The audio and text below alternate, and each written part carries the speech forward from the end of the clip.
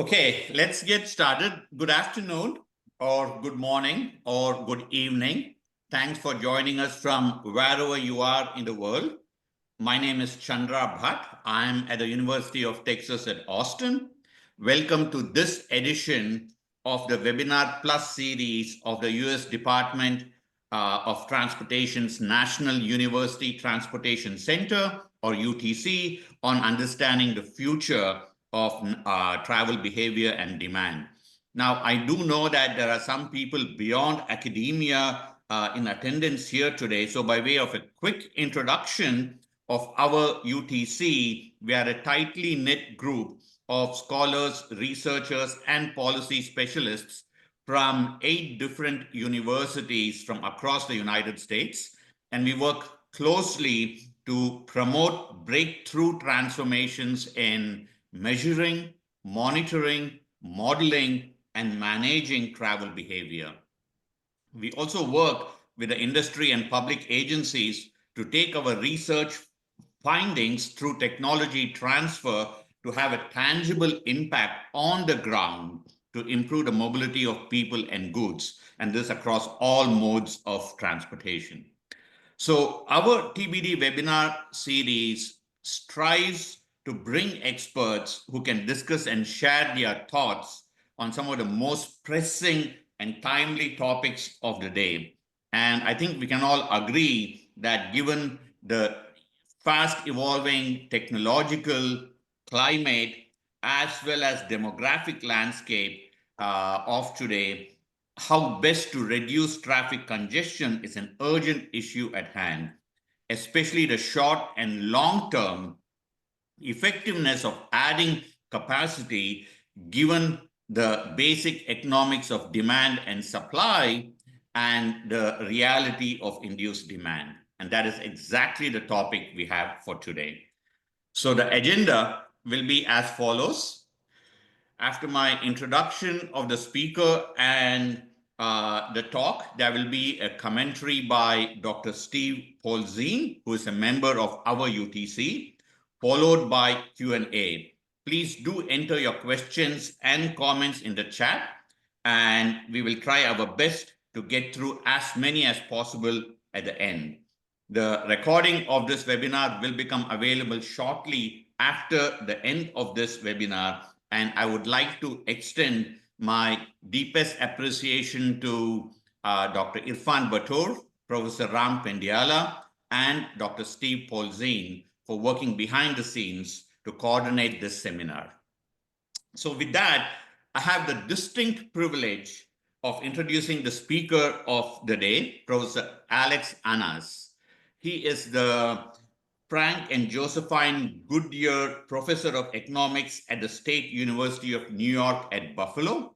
Before that, he was a faculty member for over 15 years at Northwestern University with visiting professor stints at Stanford, University of Illinois, and at MIT. He is a fellow of the Regional Science Association International and a recipient of the Walter Izard Prize for significant theoretical and methodological contributions to the field of regional science.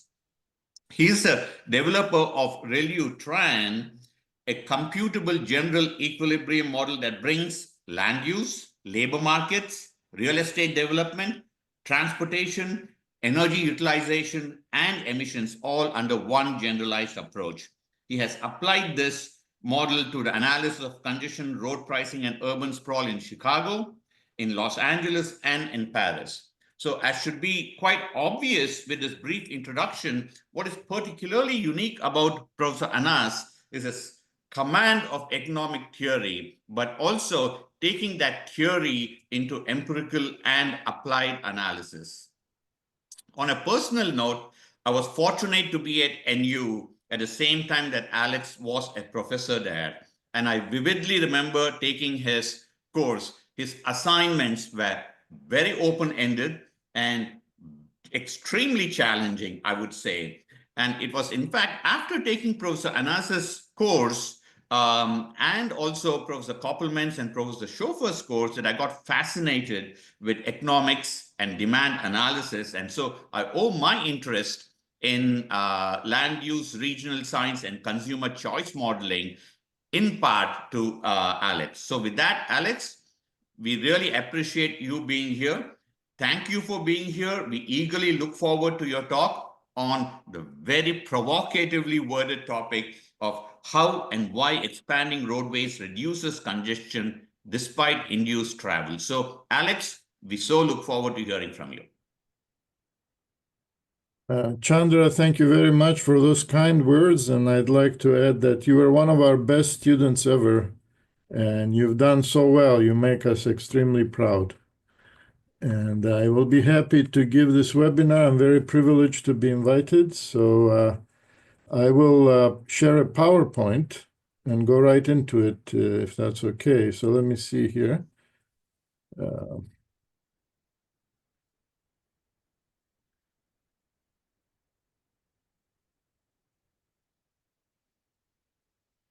Is it visible? Can you see it? Yes. Okay. Yeah, yes. Put it in presentation mode. Okay, so the presentation is based on one of my articles. It was published last year in the Journal of Urban Economics. And surprisingly, this article was awarded the best overall paper prize in the 2023 annual conference of ITEA, the International Transportation Economics Association. You can reach the article both from SSRN and also from the journal's webpage. And I will be talking about the subject that Professor Bhatt introduced, which has to do with the induced demand question, right? So in order to do this, I've put my presentation into 4 parts. The first one is the background on traffic congestion. We're going to talk about where and why congestion is rising and whether more roads can lower congestion or not. And then we're going to put this under the theory lens of urban economics. I will basically be explaining to you how economists think about this issue, what kind of models they use. So I'm going to go into some of those specific models, which are very simple, but I will not go into mathematical details. I will just explain in words and some graphs how these models work and how we reach conclusions based on those. And then I will then have some comments, closing comments about whether more roads can reduce congestion. And what should we be doing about road building? I'm not advocating road building. I'm just studying the question of induced demand. So at the end, I will talk about those issues to make clear that I wasn't advocating road building. So the background of traffic congestion is that it is rising. It is rising, but it varies a lot where it's rising and why it's rising. And then there's a related question whether roads can lower congestion. So we have the Texas Transportation Institute statements. I think many of you are probably familiar with these that have to do with how much congestion is rising, how much fuel is wasted, how many hours is wasted in commuting, and so on. So I've put these in here, but let me move on. Historically, congestion has increased primarily for 4 reasons, I think. One is urbanization. So many people are moving to cities, not so much in the United States and in Europe, but in the rest of the world, this is still a very big issue. Car ownership is growing. As incomes grow in various countries, people want to have cars. People want to make more trips as they have more income and as they live in cities that offer more opportunities. And one other reason that congestion could be rising is because we're not building enough roads. Perhaps that will become clearer as I go on. But let me present some interesting things here about congestion around the world. So if you look at population and land area of cities, big cities, you find that, and then you divide the first with the second. So you get density, people per kilometer square, based on their place of residence. Then you have that there is much higher density in the developing cities than in the cities in developed countries. So for example, New York is very low density compared to, let's say, Karachi or Cairo or Kolkata. Why is this the case, and how does this relate to congestion? Well, incomes are lower, so people cannot demand or do not demand large amounts of land for private use. That means that houses will be smaller, businesses will be more crowded, and so on. Infrastructure is not very well developed. So people cannot spread out. In order to communicate and transact with each other, they have to be located close to each other. So that increases density. And because of that, there's also more congestion. So when they get cars, they expect roads to be built. Sometimes that happens, but sometimes it happens very slowly. And as long as the infrastructure doesn't develop at a fast rate, then a lot of congestion occurs. Okay, so economists talked about this congestion issue way back in the 60s. William Vickrey, who won the Nobel Prize in 1996, said that in the absence of any tolls, congestion tolls, he means, the best available alternative would be to build more roads in order to reduce congestion. Right? So it was not a controversial issue. It became more controversial recently, as we will see. So if we look at the statement in the New York Times by Professor Matt Turner at Brown, he was quoted as saying that widening highways doesn't fix traffic, so why do we keep doing it? If you keep adding lanes because you want to reduce traffic congestion, then you have to be determined not to learn from history, which gave rise to a question. Me and my colleagues discussed this maybe 10 years ago intensely among each other, informally. Should we then remove lanes in order to reduce congestion, right? If adding more lanes increases congestion, should we cut back on roads and expect congestion to be reduced? It is kind of an interesting question. So let me provide a conceptual chart here about congestion measured as time delay. On the horizontal axis, I have time, and the red is the past and the blue is the future. So congestion will continue to grow with no change in road capacity. It's growing for the reasons that I explained. People moving to cities, more car ownership, etc. So what happens if at this point in time, we build some additional road capacity? Then the first thing that should happen very quickly, maybe not immediately, but very quickly, should be a lowering of congestion. There is more space for cars to travel, so there should be less congestion.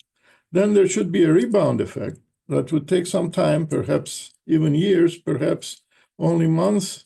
We don't really know, depend on the situation. And then after that, congestion will continue to grow because of the same reasons that it was growing before. So congestion is lowered by building more capacity, but continues to grow, right? Another thing that will happen that probably confuses a lot of people is that this is the present level of congestion on the vertical axis, the broken blue line. So when this happens, the thing we just discussed, eventually congestion will return to its original level. But it returned to its original level not because we built more roads, despite building more roads, because the same trends that were making it grow before continue to be present. Right? So there's a time for congestion, a period of time over which congestion will backtrack to its original level. In 1962, Anthony Downs made some observations about expressways, which were relatively new at that time. So he said, first of all, traffic flow rises to a maximum engineering design level on an expressway. Secondly, speed goes below its optimal engineering design level. And he called this Downs's law. He named it after himself. I met Anthony Downs, very nice person. He was not at all arrogant, but he rightly claimed this to be his law. However, he had no math, no explanation in detail, so I will try to explain what I think he was saying a little bit later. He also said that when we add more capacity, congestion decreases. And finally, on an expressway. And finally, he said congestion also decreases on competing streets. So he recognized that building an expressway back in those days, and he was looking at California expressways in particular, congestion would decrease on the expressway itself. In other words, you made the expressway wider, for example, congestion would go down, and also on competing streets, because people would leave those streets and use the expressway. And he knew about traffic equilibrium theory. He actually mentioned that in his paper published in Traffic Quarterly. So let me give a graphical explanation of what I think Professor Downs was saying. So this is a diagram where the blue curve, which becomes vertical, is an example of a congestion function.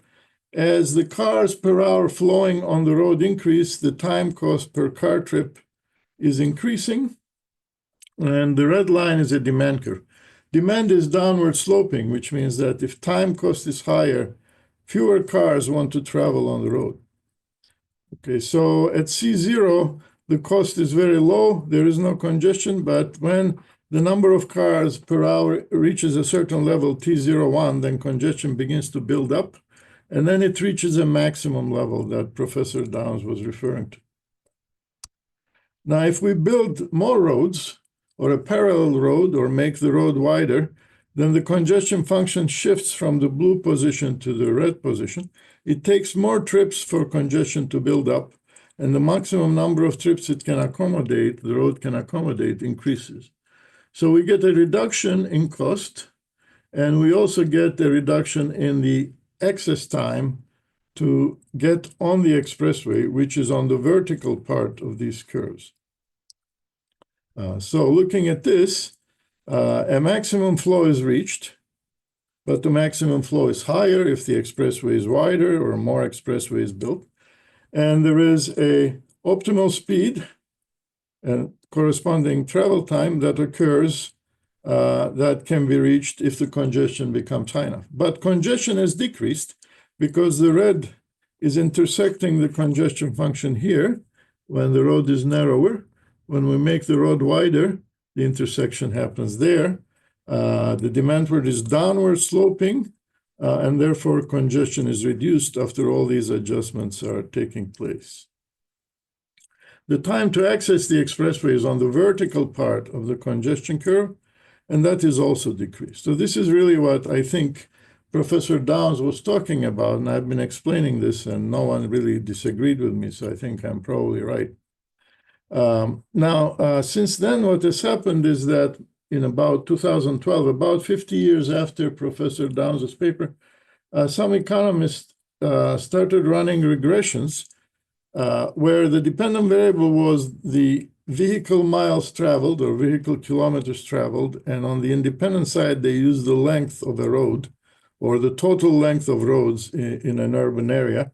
And they found a coefficient beta 1 approximately equal to 1. And based on this, Professor Turner and his co-author concluded that more road kilometers cannot decrease congestion.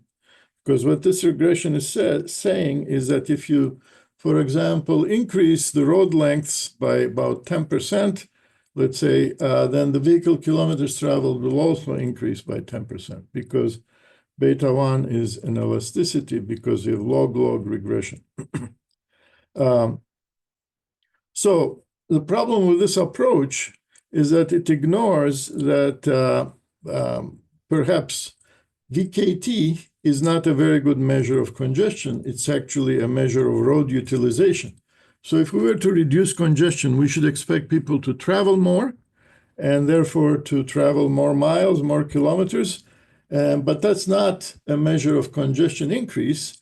That's a measure of more road utilization because congestion went down. So travel time delay was not included in this study. And it's a highly cited paper, very successful.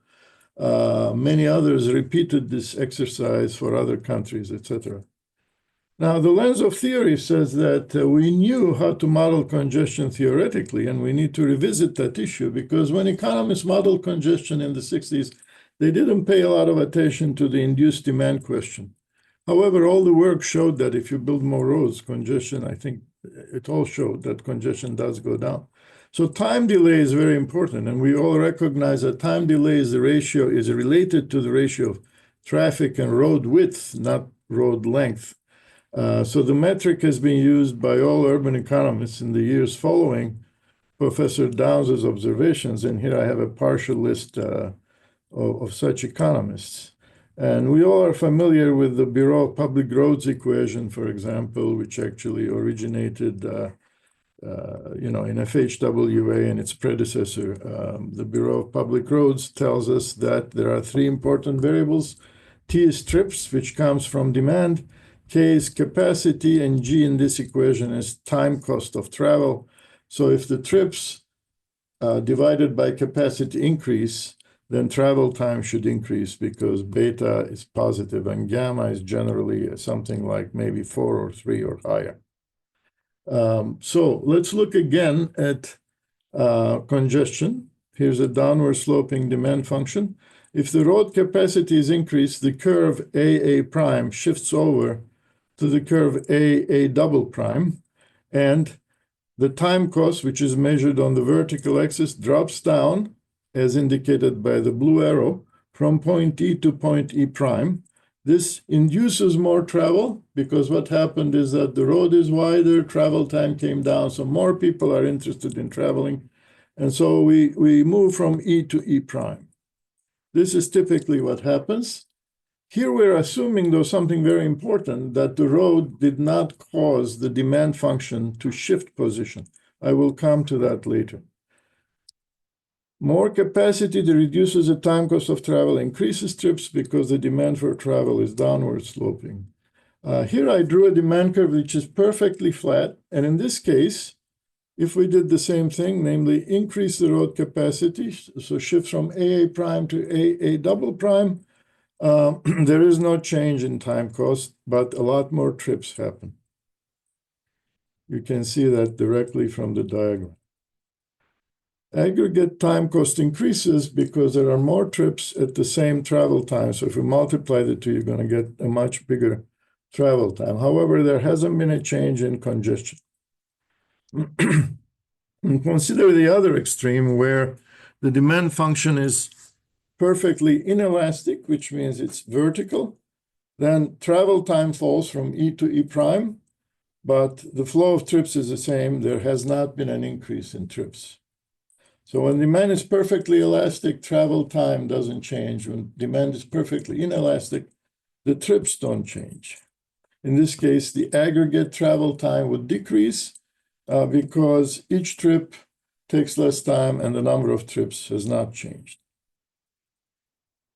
Okay, so we also know, therefore, based on these previous diagrams, the question is, what is the elasticity really like? Is it more like perfectly inelastic or more like perfectly elastic? And we know from work done in the 70s that it is pretty inelastic. And the recent work, which I list here, has shown that the elasticity is a lot smaller than people thought in 1978. So we're very close to the previous diagram, closer to this one than the other one. Okay, so going back to the the BPR function, we can make some calculations. For example, if K, which is road capacity, increased by 1%, and the travel demand elasticity is minus 0.5, then we can see that if we increase travel time by 0.66%, trips by 0.66%, then travel time will go down by 1.35%. Aggregate time cost will go down by 0.67%, and so on. And if there is less elasticity, second calculation, then again, aggregate time cost will go down by a lot. Trips will increase by less. So now what happens if there's a shift in the demand curve? Here's a demand curve. We saw this before, but suppose we build the road and other variables in the economy change. And those changes cause the demand curve to shift position. And I'm going to draw one where the demand increases because that's the one that could potentially cause congestion to increase. So this is the congestion level before the demand curve shifts. But now suppose the demand curve shifts we're going to go from E to E prime before the demand curve shifts. And when the demand curve shifts, we're going to go from E prime to E double prime. That will be the new equilibrium position. But because E double prime is below E, congestion has decreased. The trouble will occur if potentially the point E double prime is above the original congestion level, that is before E. But everything I've done shows that's not possible. And Professor Downs in 1962 didn't say that that was possible either. So basically here we have two induced demand effects, the direct effect, which happens without the demand curve shifting, and then the indirect effect, which happens after the demand curve shifts. And these two effects together can be called the induced demand. So if E double prime is lower than E, then the road capacity increase does not raise congestion despite the induced demand. And this is what I found in all my work so far. Okay, so let's go to a population growth example. Road is widened. There's an elasticity which causes congestion to fall before anything else changes. Then population increases to benefit from the lower travel times. What does that mean? That means if you build a lot of roads, more people could come to a city, or people could move closer to the road, relocate their residences, or switch from transit. More population using the road. Then you have a population elasticity of trips, causes more trips to happen. That is induced demand. And that causes congestion to rise. That's the indirect effect, part of the induced demand effect. And then the question is, can this be so big that congestion is higher at the end of this process? And the answer is no. So specific models that can demonstrate this is what I go into next. I'm going to explain these models one by one. So suppose there is a suburb S. It has a fixed amount of land, let's say, and there's a business district, and people who live in the suburb commute to the business district using this road. I'm going to assume that their incomes are fixed and they're not going to be affected by the road changing some things in the economy. I will then relax this assumption. So in the short run, the population is fixed. Widening the road lowers the commuting time. One thing that happens is raises land prices in S, because S became a more attractive place. So housing appreciates in value. People want to move into S to use the road. And so that makes land more expensive. There is induced demand. In the long run, more residents move into S. Land price in S increases more, etc. Congestion rebounds because the road reduces congestion initially, as we saw earlier. But when more people move in, it rebounds, but not enough to raise initial travel time. So I can prove this in my paper. I prove this using applied economic theory, microeconomic theory. So this is sort of my simplest model, right? This also relates to the question of latent demand. So suppose that there is a suburb, there is a business district, but people cannot commute because there is no road, and the cost of walking or using some other primitive way of transporting themselves to the BD is too high, prohibitively high. We might call that latent demand. They wanted to commute, but they can't, okay? So if we build a road, suddenly the travel time becomes no longer prohibitively high. Let's say it becomes very reasonable. So this is an enormous reduction in congestion. Suddenly we have congestion on this road, but we might imagine that before the road was built, the congestion was infinite. So this actually fits in with the explanation of the previous model. So when the road is built, the time cost from the suburb to the business district falls a great deal, and travel begins. There is congestion, but the time cost is lower because before it was infinite. People couldn't use it. Okay, so model two.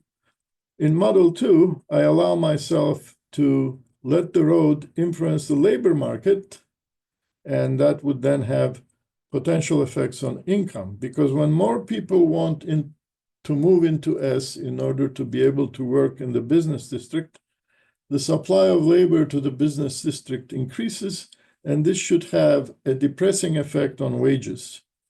Perhaps not very big, but some effect. Certainly not going to cause wages to increase if there is more labor supply.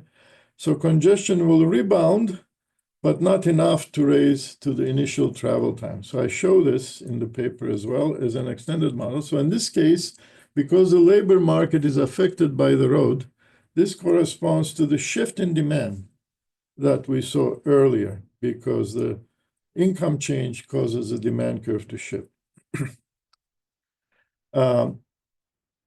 Adding road capacity increases population by inducing in-migration in the long run, so it will take a while for such an effect to appear.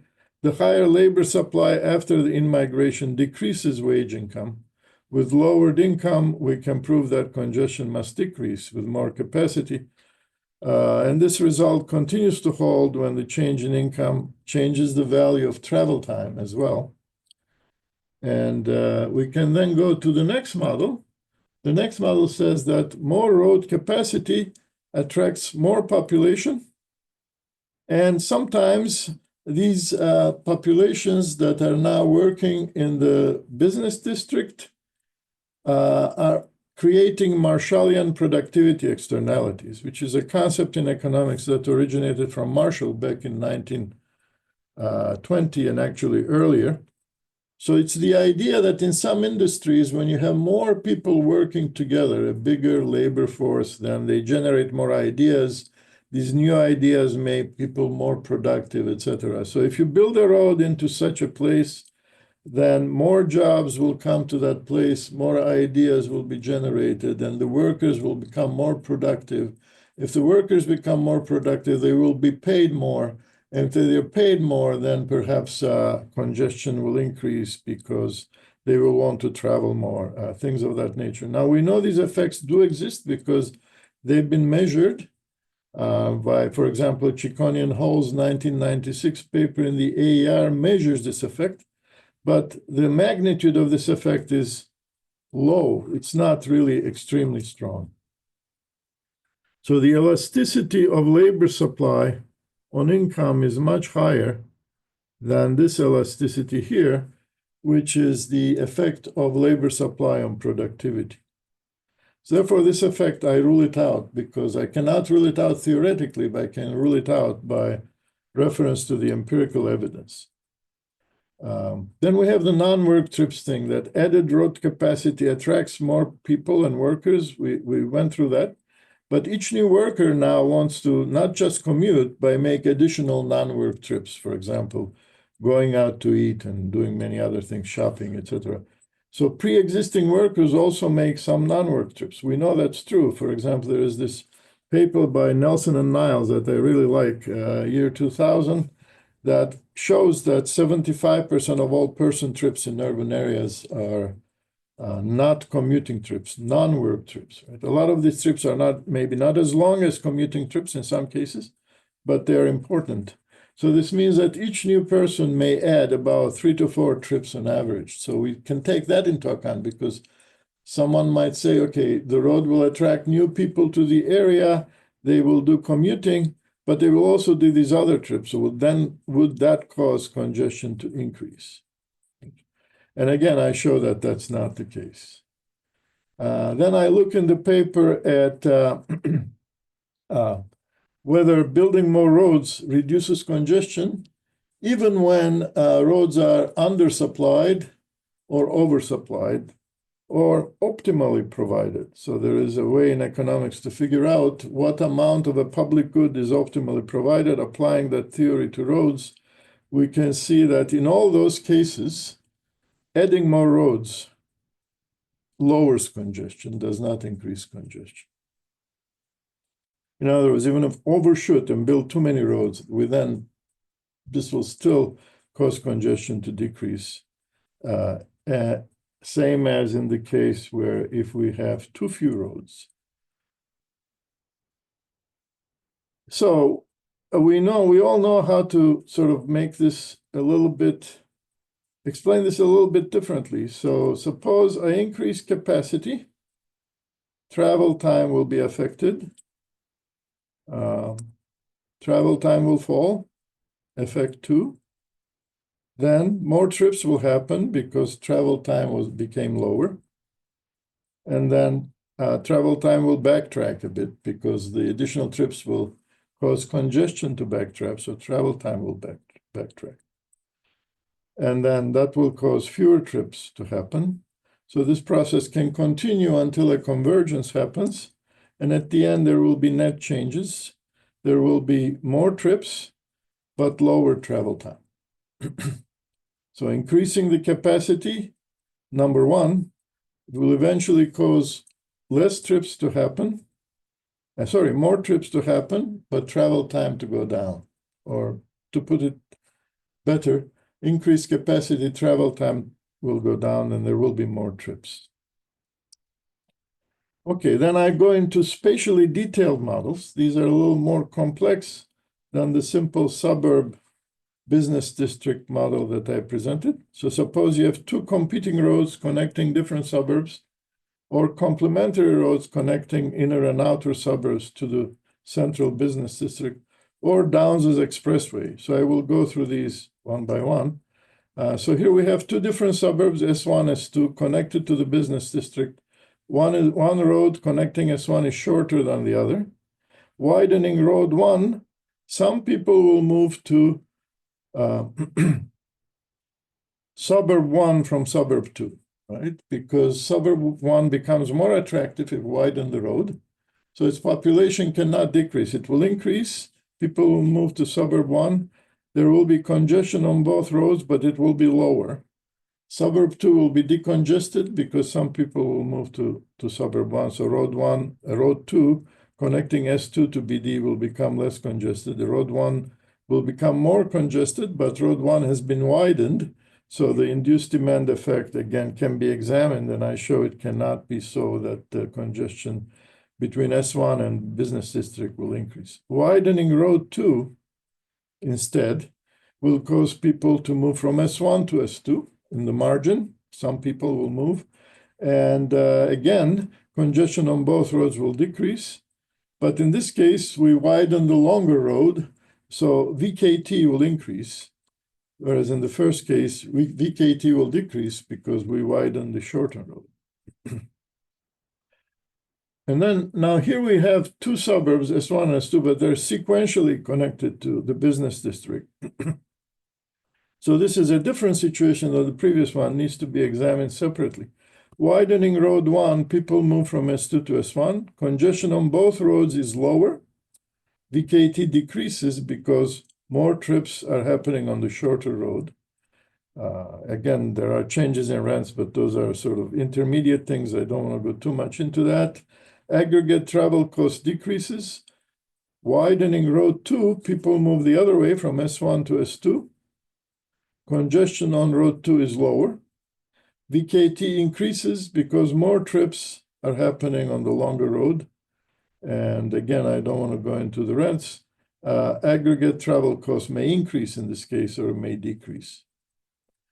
And now this is the same thing we have here, but I've arranged things a little bit differently. And this is a case that Professor Downs was really thinking about, I think. So in this case, we already have the previous situation. What would happen if we built an expressway? So if we build an expressway, we do it because expressways are very fast compared to city roads. So what we need to worry about, however, is not just the expressway, but the access to the expressway and the egress from the expressway. So now people have a route choice. They can use the roads or they can use the expressway. So using the expressway can actually increase VKT because you have to access the expressway, so you have to use the access and egress roads, but it could be much faster. So you can have a situation where you've reduced congestion, but increased VKT. And I show that this indeed can happen. So using the expressway can actually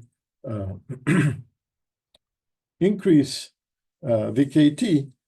But the reason for that is it reduces travel time. And of course, it decongests the other roads because people who are using those roads are now using the expressway.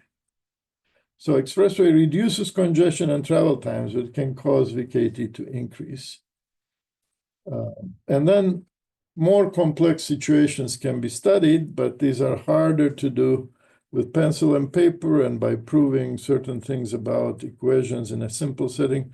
So for these, I use my general equilibrium model that Dr. Bott graciously explained in the beginning.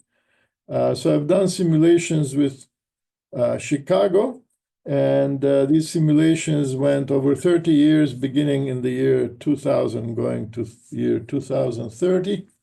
They are not entirely counterfactual because the planners had proposed building roads mostly in the suburban areas, in the low density suburban areas.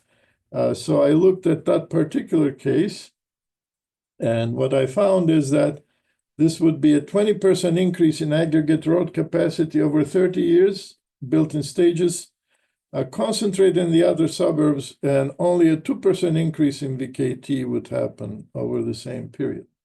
Now, you could argue that this was not a great investment because in those areas, congestion is really not extremely high. But I wanted to look at the real case. So trying to build roads in places where congestion is already low or not extremely high may not be such a great idea. You're going to get a much bigger bang in terms of congestion reduction if you build roads in places where congestion is higher. Conclusions. Widening road capacity lowers congestion. The lower congestion lowers travel times. The lower travel times induce a higher demand for travel.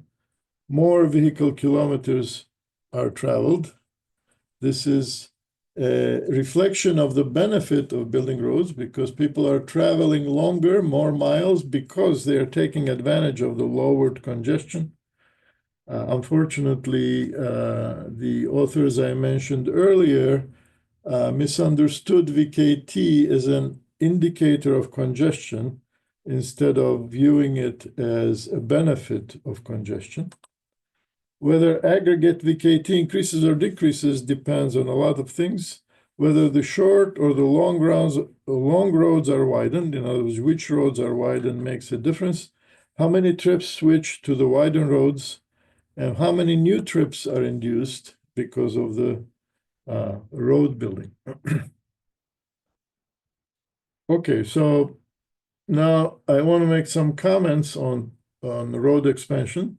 I basically explained that I show in my work that building more roads reduces congestion, but I'm not defending road building necessarily.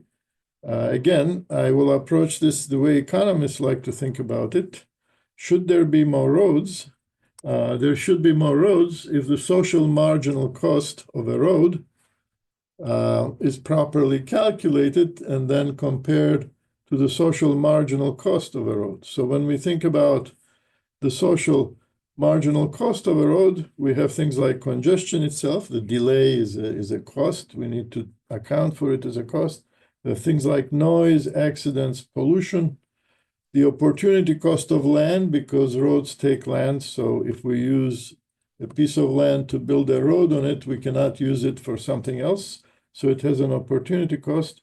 And things like neighborhood disruption. For example, where I live in Buffalo, they're trying to cover up an expressway built many decades ago because they argue it went through a neighborhood and destroyed the neighborhood's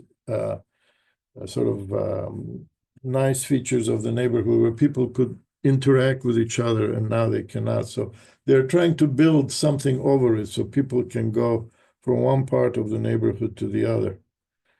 But it's controversial. Not everybody agrees it's a good thing. The benefit of roads, also important, of course. Higher traffic speeds, lower congestion and pollution. We know that. Better access and mobility benefits consumers and businesses. Latent demand is satisfied. So as one of my examples showed, if people couldn't travel between two areas, now they can if the road is built connecting them. Access to cheap land is lowered. That allows suburbanization, so people can move further out from places near the center of the city where land is expensive. to suburban areas where land is cheaper and buy bigger houses. And even more economic growth could be generated because the road can increase communication and spread ideas or save time in exchange of ideas within a city and get people to be more productive. So these are the benefits of building roads. In the previous page, I described the costs of building roads. And what we need to think about is whether a particular road has the social marginal benefits are bigger than the social marginal cost. Then it would make sense to build it, otherwise, no. So to build or not to build a road, you want to build it if the social marginal benefit is greater than the social marginal cost, not build it when the social marginal cost is greater than the social marginal benefit. But as I mentioned earlier, whether you overbuild or underbuild, more roads reduce congestion. So when the roads are overbuilt, then you don't want to reduce congestion anymore. It's already low enough. And when the roads are underbuilt, it's too high. In that case, you probably want to reduce congestion. So we need more roads in some places, not everywhere, where congestion is high or where land is cheap enough, and fewer roads in other places. Okay, I'm done. Maybe a bit earlier than I was planning. Thank you, Alex. This is Steve. We'll shift to a little. I'll make a few comments here, and then we'll take questions. If you haven't yet had a chance to put a question in the box, please do that.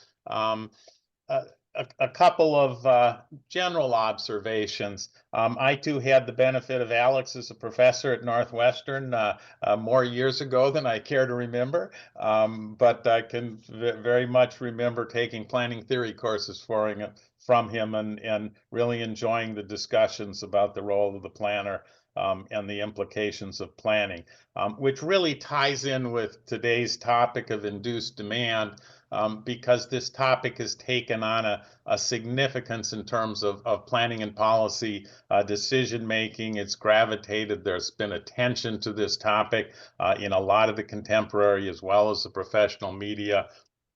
And obviously, as folks think about environmental implications, equity, et cetera, there is a real sensitivity to really understanding to what extent the induced demand effect exists and its implications for policy decision making. As Alex alluded to in his comments there, we can talk about all of the factors that should go into decisions on road building, and clearly understanding this is important. A couple of things that should be clear. Once in a while, you'll hear this discussion couched in the terms of whether or not induced demand is real. And I don't think there's really any question on that. I think both theoretically and empirically, we've got sufficient evidence that it is real. It's basic economic behavior. If a product is more available at a lower cost, there tends to be greater consumption of it. And so that certainly is real. And historically, there's been a fairly robust body of empirical analysis looking at induced demand and coming up with various measures. Having said that, though, I think we're at a point where it's really important to delve into induced demand and understand it so that we can frame it in the context of the types of situations and decisions that we're facing today. And in doing that, for example, one of the fundamental elements is of induced demand behaviorally is that the travel time savings, it's that time and the change in time that's presumably influencing behaviors. And yet none of the work really measures travel time. It measures arguably capacity, but it really doesn't measure capacity. It tends to use a surrogate measure of lane miles. And as traffic engineers know, lane miles is certainly a surrogate for capacity, but particularly in today's world where we understand marginal capacity of incremental additions of subsequent lanes and the influence of configuration, choke points, ramps, and traffic management, capacity is really a lot more complex than just lane miles. And then how that spills over into congestion is yet another consideration that takes into account other factors. So we are in the midst of kind of sorting through a whole bunch of surrogate type measures and trying to establish behaviors and relationships.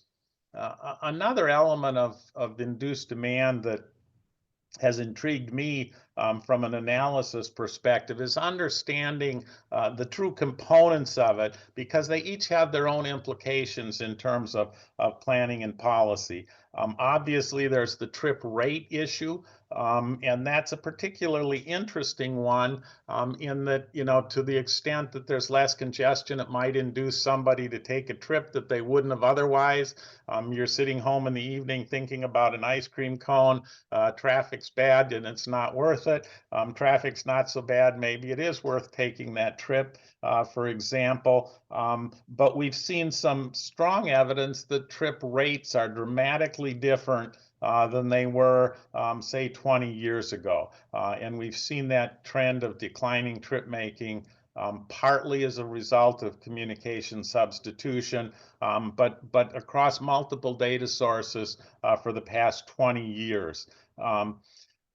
So that's a piece. A second piece of it is the mode, and to what extent does new capacity induce changes in mode or shifts from shared ride to single occupant vehicle. And historically, I think during the kind of the era, and I refer to it kind of 1945 to 2005 time period, we saw some fairly significant reductions in both transit use in aggregate as a share of total travel and even shared ride, commuting particularly. The ride with somebody else number dropped in half over those years.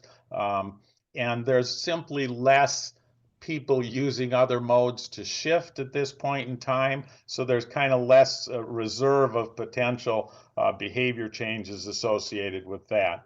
If you move on and look at trip path or trip length, both of those are relevant considerations when we think about induced demand as well. Obviously, you may be willing to drive further for a job or for a shopping outing if there's less congestion.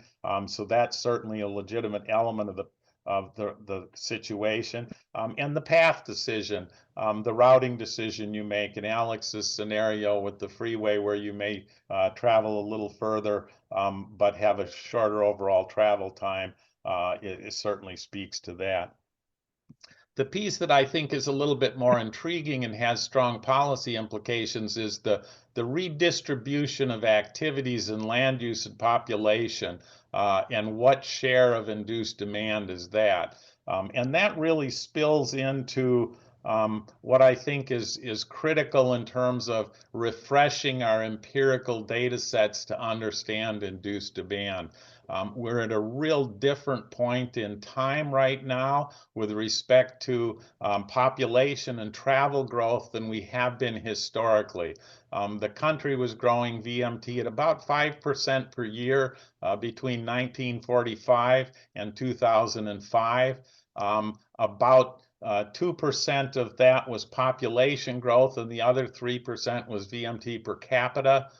We've since 2005 had really zero growth in per capita VMT, and we're now at an era where our population growth is at near record lows, less than 1% per year, and that's highly dependent on immigration. Our natural growth rate is virtually zero at this point in time. There is certainly redistribution of population across the country from the Midwest and Northeast to the South and the West, for example.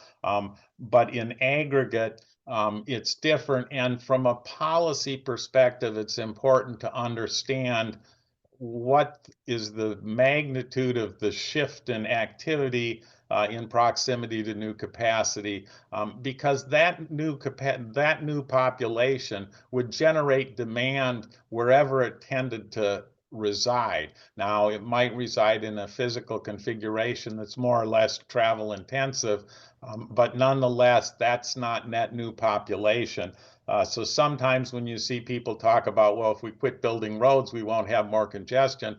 Well, somebody else might, because the demand might simply relocate to a different community or a different part of your community and create demand. So it's not necessarily from an environmental perspective, for example, a net zero impact. So I think that's something that that we need to be careful to fully understand and appreciate when we kind of sort through the implications of induced demand.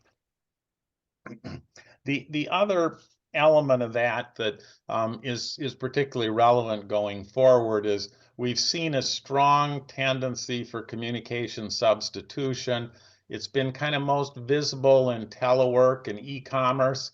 But in reality, it seems to have been extremely powerful in social interactions and et cetera, since really the evolution of some of the social media and the prevalence of cell phones, et cetera, in the early 2000s.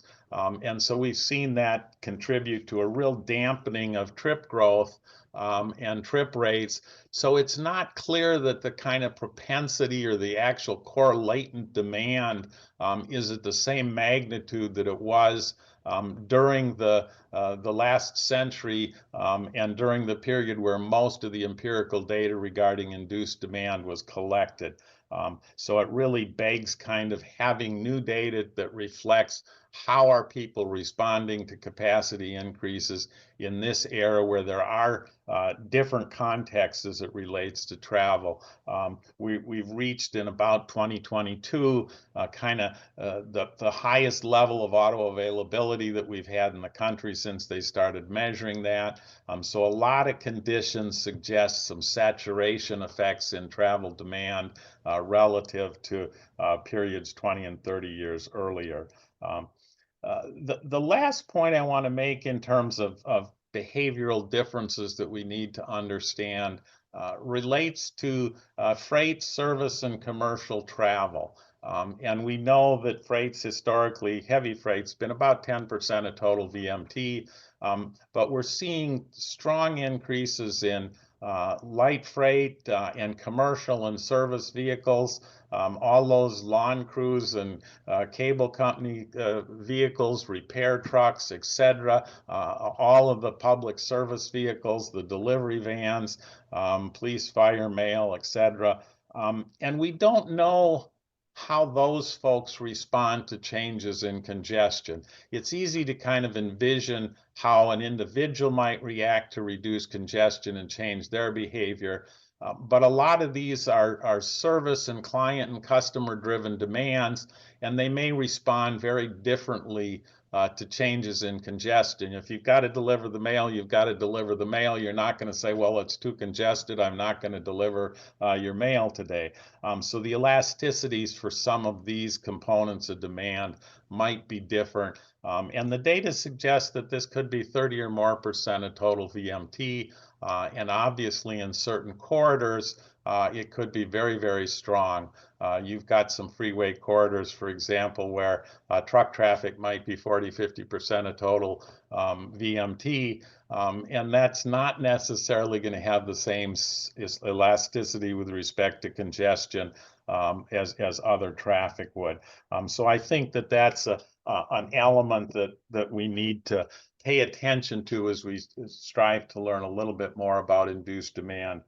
And finally, just a couple of comments, and Alex really spoke to these. Oftentimes, we tend to forget the value of mobility, and empirically, it's you know, that agglomeration and economy of scale factors have really been critical in this country's economic competitive over the decades. It's our mobility levels that have really aided us dramatically. Interestingly, we have the shortest average commute time on the globe right now, and dramatically less than several other European and Asian countries. And that is reflecting the capacity and the connectivity and the capabilities of our transportation system. And that is a component of competitiveness and quality of life. So again, and this really speaks to some of Alex's comments, there are trade-offs that we need to think about, but we definitely need to respect the value that mobility provides. So I'll leave that as the end of my comments, but I will pass on a couple of these questions and then look back at the list and see if there's some new ones. And this, I found an interesting one. It said, in most cases, the act of adding capacity will reduce capacity during the construction period in the case of major freeways. And that capacity reduction during construction can take several years. And does that kind of distort either behaviors or metrics and measurement? Is that something that can be dealt with in an analysis of induced demand? And Alex, you may have a thought on that. Yeah, it is definitely true that during the construction period, things can go the other way, right? Because, for example, you shut down a road in order to improve it, or maybe shut down some roads so you can build another road near them. That should increase congestion temporarily because the construction will be over soon. It is a real cost, so it should be taken into account in cost-benefit analysis. But if the construction period is short and the road will be used for decades after it's built, then of course, most likely, those temporary costs are not going to be decisive. We still want to build the road. Okay, thank you. There was a question here to asking if you have any kind of thoughts or observations or reflection on the New York City congestion pricing, and did that give any insight to your thoughts on induced demand and behavior, economic behavior of travelers? Yeah, so that is not a capacity change, but it's a congestion toll. So Vickery, who I cited, also said many things about congestion pricing. In fact, it was initially one of his ideas, though it was also mentioned by Pigou decades before that. So congestion pricing works in the sense that it does reduce traffic, and the evidence from Manhattan that is mentioned in popular sources in the last month or so is that it's working. Travel into Manhattan by car is down something like maybe 5-7%. Of course, it's very tentative because we still have to collect more data, but it has done very similar things in London, Singapore, and many other places. Everywhere it's been implemented, the effect has been to reduce travel into the congestion-tolled area.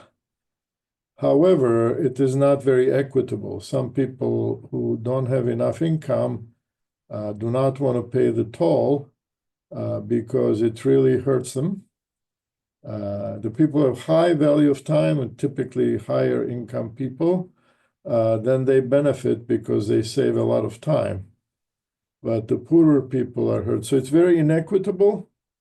And it would cause perhaps some unemployment among lower income people, or them trying to find work elsewhere outside of Manhattan. Some businesses could move outside of Manhattan because to be in Manhattan makes it more difficult for them to attract workers because the workers have to pay the toll.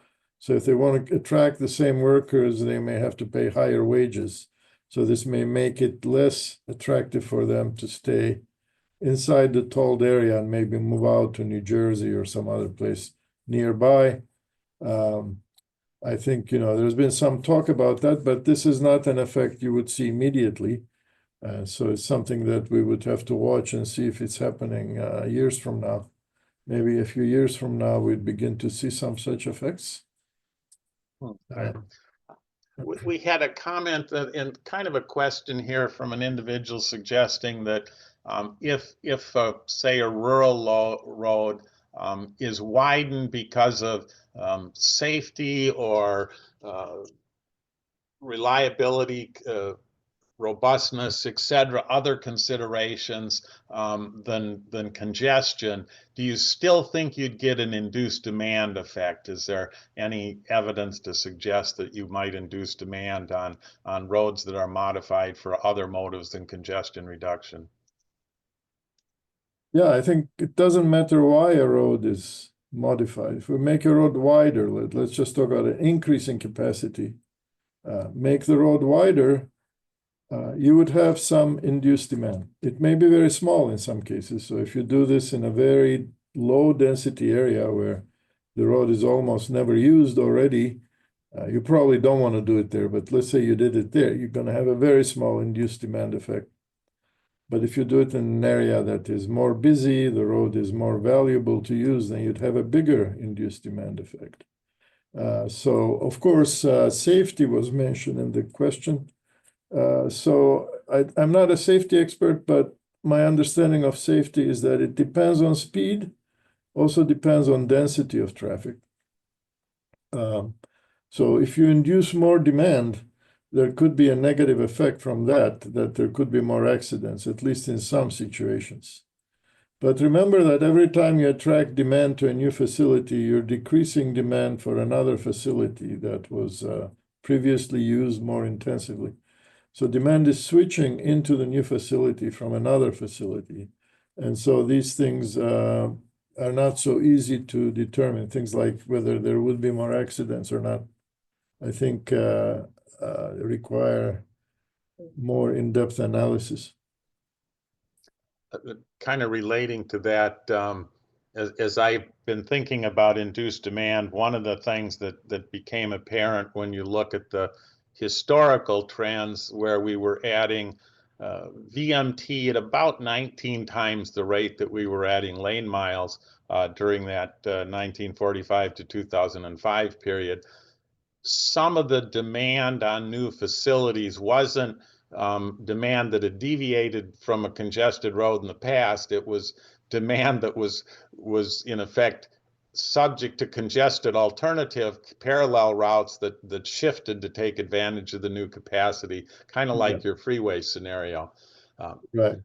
That's why I think we need to consider time savings in pre-existing roads when a new road is built, which is the point Professor Downs was making in 1962, that the expressway improves travel time on city streets that were being used before the expressway was available.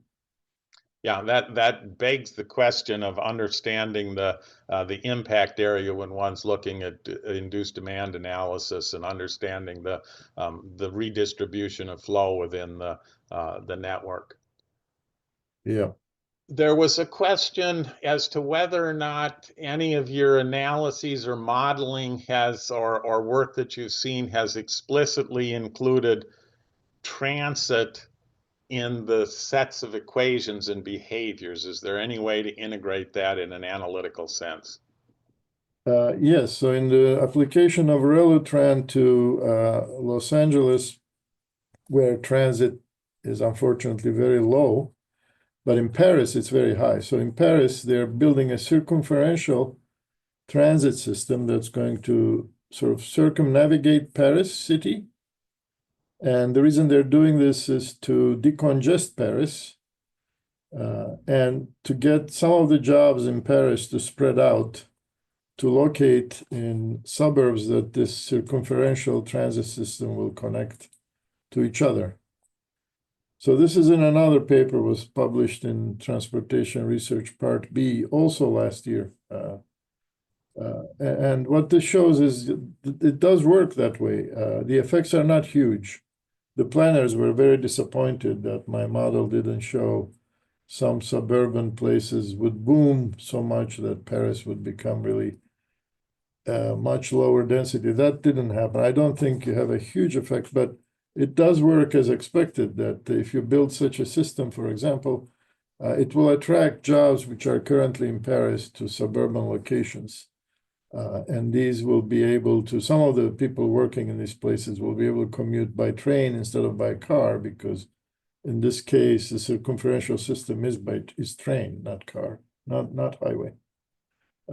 So I think something very similar would happen if it were a highway as well. So remind me again, what was your question exactly? I believe the system would reduce congestion if it was circumferential. I started talking about circumferential, but I think you were asking about something slightly different. Well, we touched on the transit Yeah. So this issue was as well. transit, right? So there is, of course, in Paris, many people use transit. The mode share is very high.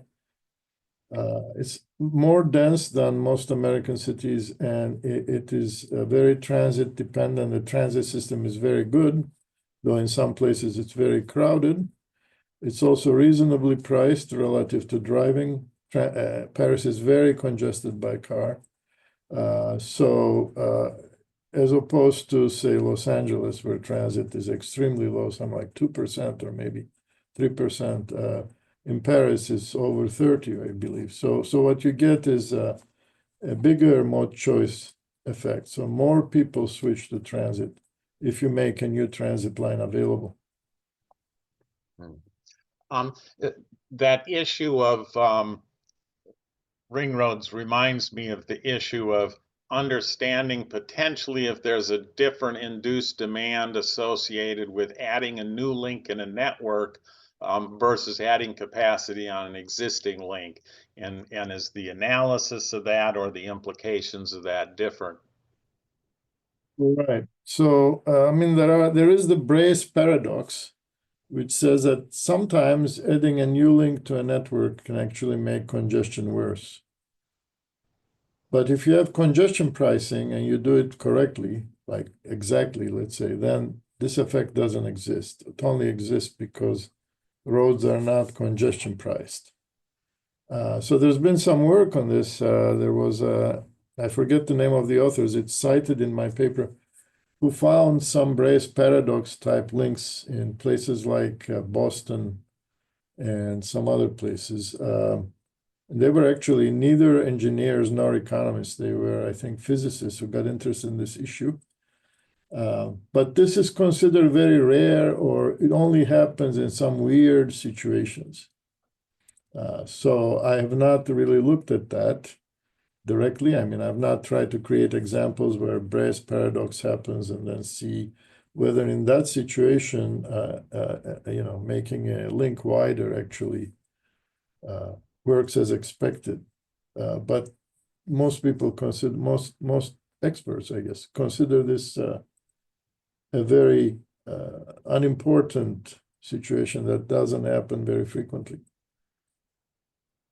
Okay, we had a question here, and I'll try and paraphrase it a little bit. Are you able to prove theoretically that capacity will always reduce congestion, or is it an empirical issue based on context? And what about those very occasional cases where things like Brace paradox holds? Yeah, so Brace paradox, I already commented on it. What I can do is show in particular situations whether adding more capacity will reduce congestion. So I don't have a general proof. I don't have a proof that would apply to all situations. I tried a little bit, but I believe nobody can do that. Maybe I'm wrong. I keep an open mind about it. What I've done is I've examined the cases I showed you, which is something I can do analytically without a computer simulation model. And then I have this big computer simulation model, which takes into account many markets, and I did with that. And in both cases, I cannot find any situation where adding more capacity increases congestion. So I don't want to say that this is the final word, because maybe someone else will be able to show some really sort of frequently occurring situations where adding more capacity increases congestion. But I'm not I don't believe that's possible, but I could be wrong. Okay, that really ends the questions. There are some other insightful comments on the chat, though. And again, as Irfan indicated, that will be shared with everybody. And I'm sure Alex would be more than happy to entertain emails with specific questions, as would us folks at the center. So again, Chandra, maybe a final word, but appreciate everyone's time. Thank you so much, Alex and Steve. This has been definitely insightful, and we look forward, Alex, to your continued contributions over here. Always a pleasure to see this mix of theory as it dovetails with empirical applications. So thank you all of you for joining us, and look forward to more of these discourses and discussions. And Alex, I assume you would not mind if people email you to ask further questions. No, not at all. I would greatly enjoy, and I will respond to every email, I promise. And thank Wonderful. you very much for inviting me. I enjoyed making the presentation, and let's stay in touch. Thank you so much. For those of you who are interested, we also have another TBD supported event coming up on Thursday at 9 a.m. Central. That will be a webinar provided by Hani Mamasani, who is now at Northwestern University, and he'll be delivering the International Association of Travel Behavior Research Lifetime Achievement Award. So please join us if you can. And with that, thank you all again. Bye.